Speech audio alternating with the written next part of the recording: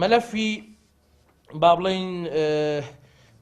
کاولکاریە کە بەداخەوە ناوچەی پێکاتەکان زەرمەندترین ئەو ناوچانن لە عێراق ئەگەر نینەوە وەربگرین بە نمونە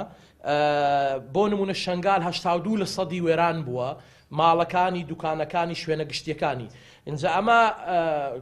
یەکەکە لەو با بڵێن پێشێلکارە بەشێکی لە هاتنی داعش بەشەکەی تری لە کاتی ڕزگارکردن تووشی ئەو ماڵوێرانیە بووە دووەمیان مەسەڵەن وەکو نمونە بهێنینەوە لە بۆ نمونە حەمدانیە کە شوێنێکی کەمینە نشینە نزیکەی 800 ماڵ یا بە کولی یا بە جوزئی وێران بووە و هەروها بەعشیقە کە شوێنێک کە زۆرترین پێکاتەکانی لێیە نزیکەی 720 حاڵەتی ڕستمان هەیە بۆ پێشێلکاری و ئەوەی کە ڕووی داوە